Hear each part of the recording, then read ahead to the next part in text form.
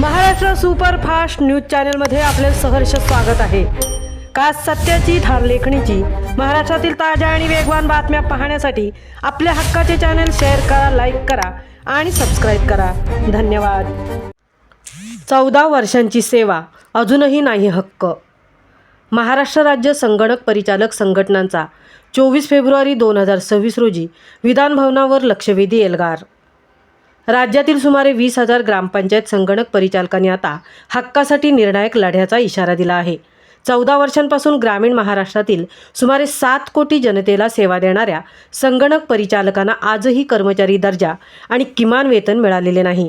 या अन्यायाविरोधात महाराष्ट्र राज्य संगणक परिचालक संघटनांच्या वतीने येत्या अर्थसंकल्पीय अधिवेशनादरम्यान 24 फेब्रुवारी 2026 रोजी मुंबईतील विधान भवनावर भव्य लक्षवेधी आंदोलन करण्यात येणार आहे। हजारो संगणक परिचालक या आंदोलनात सहभागी होणार असल्याची माहिती राज्याध्यक्ष सिद्धेश्वर मुंडे यांनी दिली। 14 वर्षांची सेवा तरीही तुटपुंजे मानधन। ग्रामविकास विभागाअंतर्गत राबवण्यात आलेल्या संगणकीकृत ग्रामीण महाराष्ट्र व आपले सरकार सेवा केंद्र या प्रकल्पाद्वारे राज्यातील सुमारे 28,500 ग्रामपंचायतीमध्ये 20,000 संगणक परिचालक कार्यरत आहेत।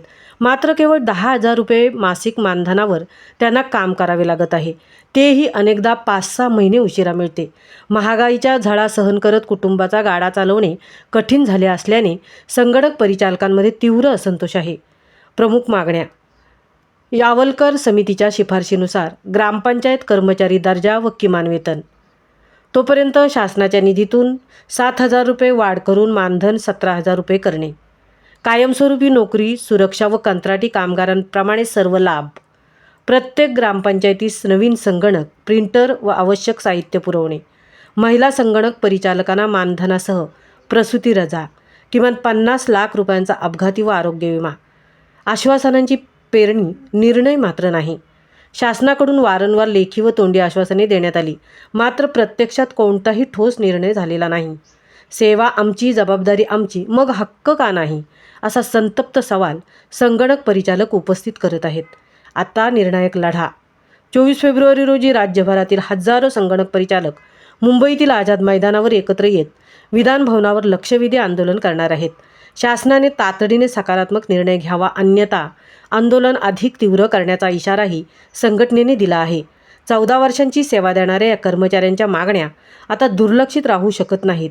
ग्रामीण प्रशासनाचा कणा असलेल्या संगणक परिचालकांना न्याय मिळणार का, हा प्रश्न आता शासनासमोर उभा ठाकला आहे। महाराष्ट्र सुपरफास्टसाठी रणिता ठाकूरसह तृप्ती भोईर, मुंबई।